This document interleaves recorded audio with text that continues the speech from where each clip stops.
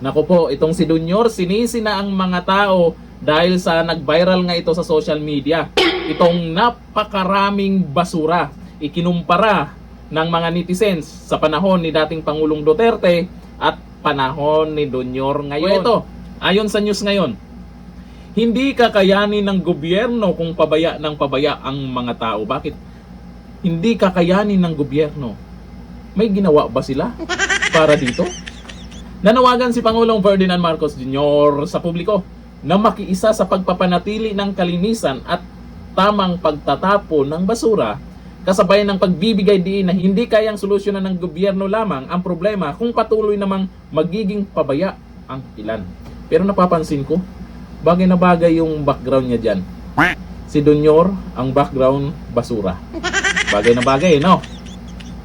Ayon sa Pangulo, hindi rin sapat na basta magpatupad lamang ng multa o parusa laban sa improper garbage disposal kung kulang naman ang mga pasilidad at lugar kung saan maaaring maayos na itapon ng mamamayan ang kanilang basura. Pero ang tanong kasi dito, bakit nagawa ng Davao City na maging malinis yung lugar nila? Tapos nung naging Pangulo si Tatay Digong, hindi naman ganyan. Katunayan pa nga, sa panahon ni Duterte, yung tambak na basura dyan sa Manila Bay, nalinis. Dumating ang payag matapos manawagan ng Malacanang sa publiko na maging responsable sa pagtatapon ng basura at tumulong upang hindi mabarahan ang mga kanal at daluyan ng tubig. Agree naman talaga tayo dito sa sinasabing magtulungan tayo pagdating sa basura. Yung mga tao dapat hindi nagtatapon, pakpak ganon. Pero kasi, gaya ng sabi ko, depende yan sa namumuno. Kung meron siyang, kung maipakita niya kung ano talaga yung dapat gawin, or kung takot yung mga tao na gumawa ng kalokohan. Ngayon kasi wala eh. Kung ano yung pinagyayaw-yaw niya at pag lumabas sa social media, pinagtatawanan na lang ng karamihan.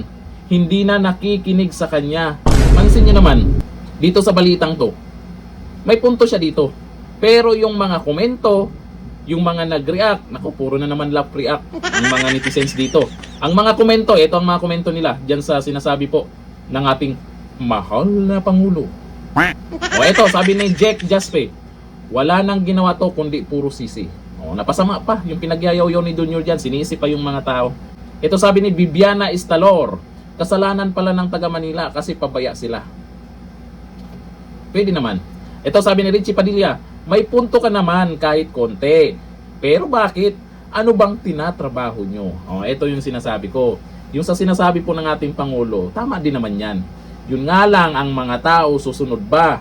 Takot ba dyan sa gagawin nilang may pamulta, may parusa? Natatakot ba sila? Lahat ng yan, nagdedepende pa rin sa namumuno yan. Pero may maganda talaga sa balitang to. Yung background niya. Bagay na bagay sa kanya. Hindi ko na lagyo. Bye.